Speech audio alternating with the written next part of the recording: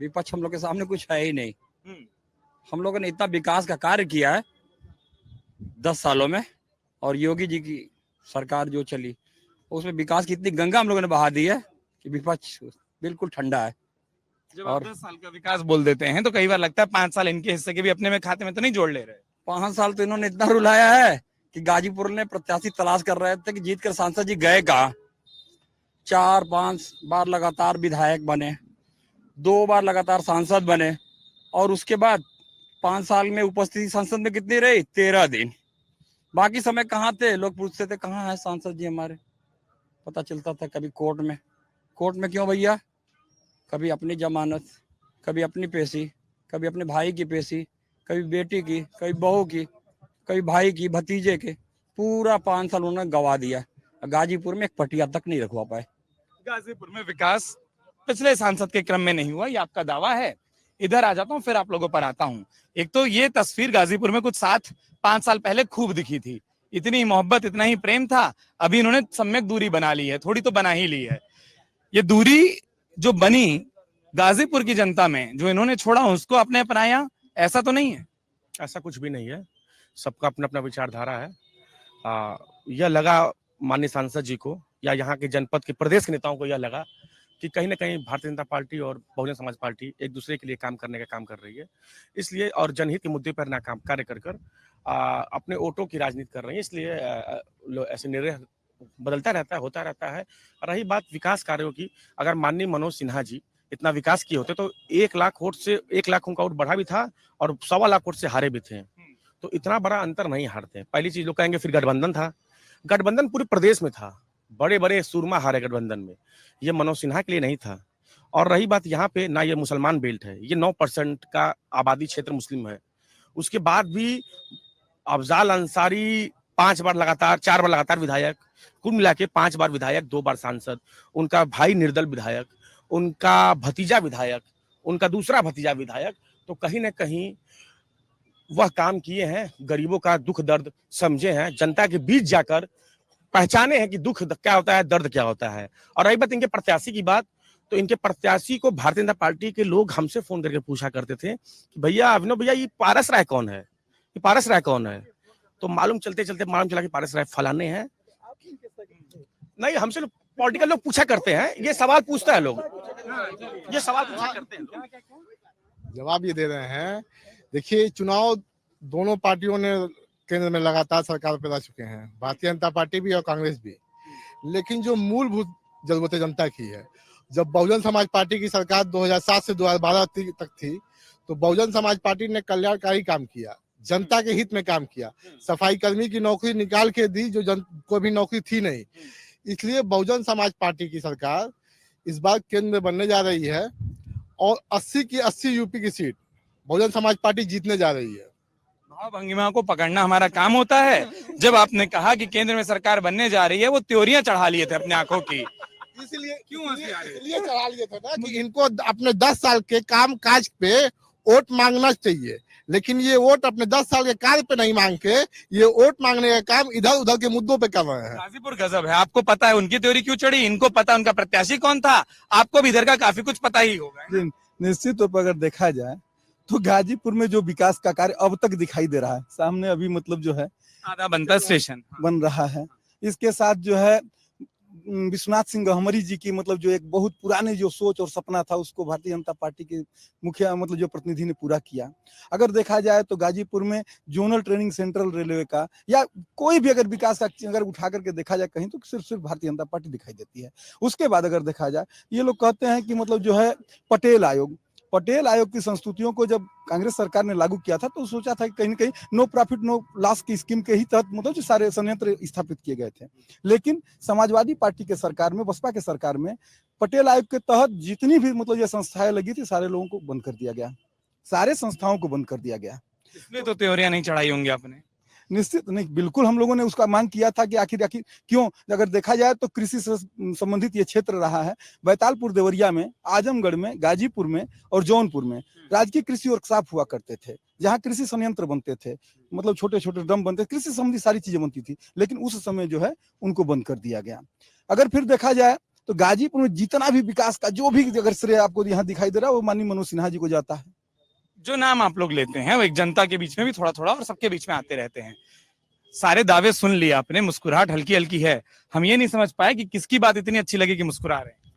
सही बात तो ये उन्होंने भाई साहब ने जो कहा है, तो जितना मनोज जी ने काम किया था उसके बदले में पिछले बार उनको उतना वोट बढ़ के मिल चुका है।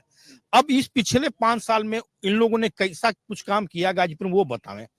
मोदी जी योगी जी की सरकार है, कांग्रेस के गवर्नमेंट यहाँ 2-2 मिलें हुआ करती थी, बहादुरगंज में और चीनी मिल यहाँ पर क्यों नहीं उसको शुरू करा दे रहे हैं? और बेरोजगारों को रोजगार की व्यवस्था क्यों नहीं कर रहे हैं? क्यों सिर्फ धर्म की बात करते हैं? क्यों हिंदू मुसलमान की बात करते हैं? जब चुनाव होता है तो हिंदुस्तान पाकिस्तान नजर आता है, इसके बाद भूल जाते हैं लोग।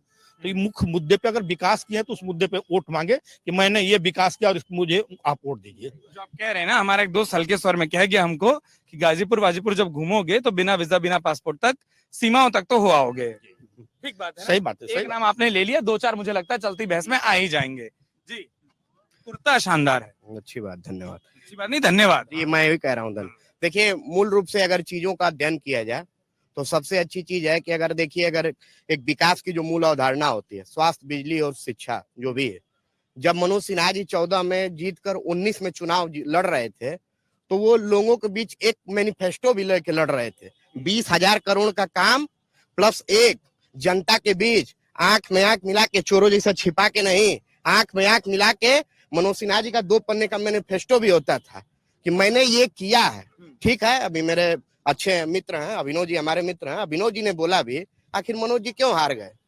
गाजीपुर वो क्षेत्र रहा है 1952 से लेकर देखिए 2014 तक, विपक्ष के साथ देश में सत्ता जो बनी है उसके एंटी लोग खड़े हुए हैं। जब यहाँ पर सपा का वोट जोड़िएगा, बसपा का वोट जोड़िएगा और अंसारी जी जो थे, तीनों वोट को जोड़ेंगे आप तो 55% का लाट बनता है।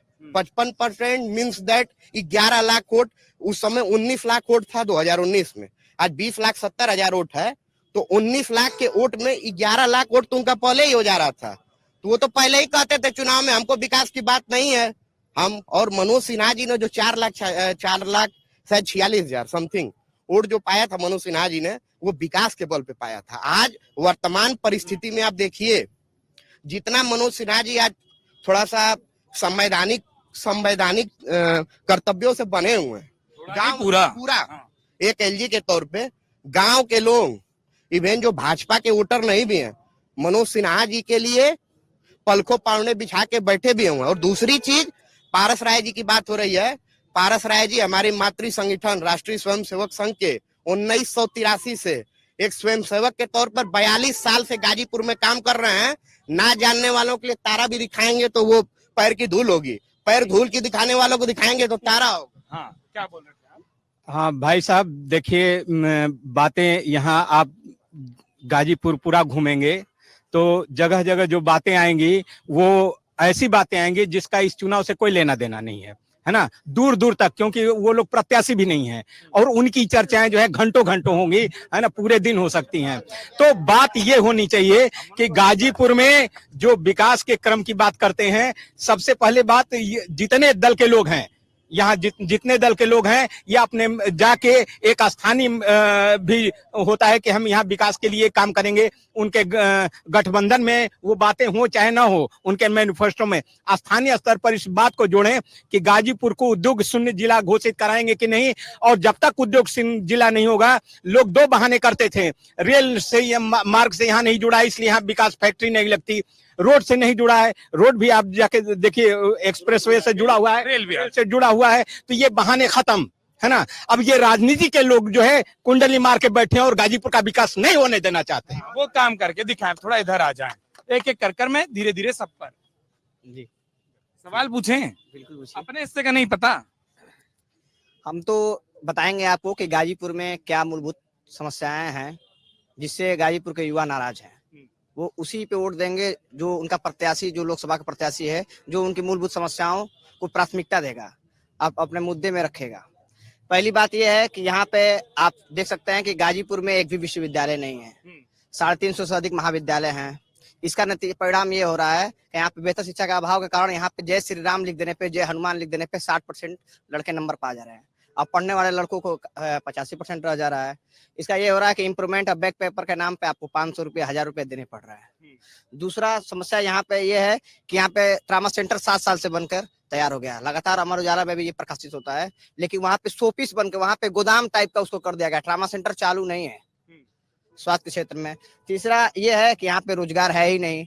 स्टेडियम कछुए की चाल से चल रहा है। 7 साल से स्टेडियम बनकर अभी केवल बाउंड्री घेरा गया है, केवल बाउंड्री उसको घेरा गया है। वो बता रहे हैं स्टेडियम चला गया है, कहाँ तक चीजें चली गई?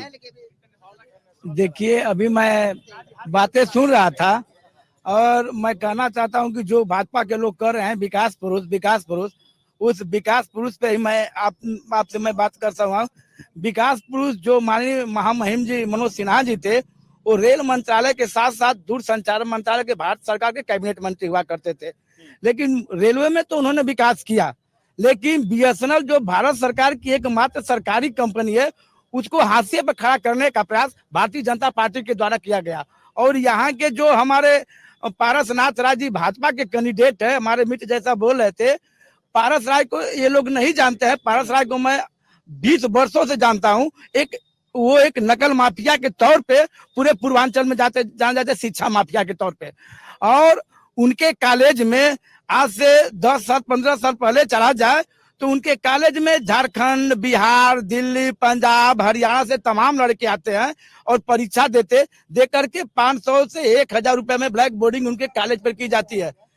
अगर आप ये वीडियो YouTube पर देख रहे हैं तो हमारे चैनल को सब्सक्राइब करें और बेल आइकन को दबाना ना भूलें। अगर आप Facebook पर ये वीडियो देख रहे हैं तो हमारे पेज को लाइक करें।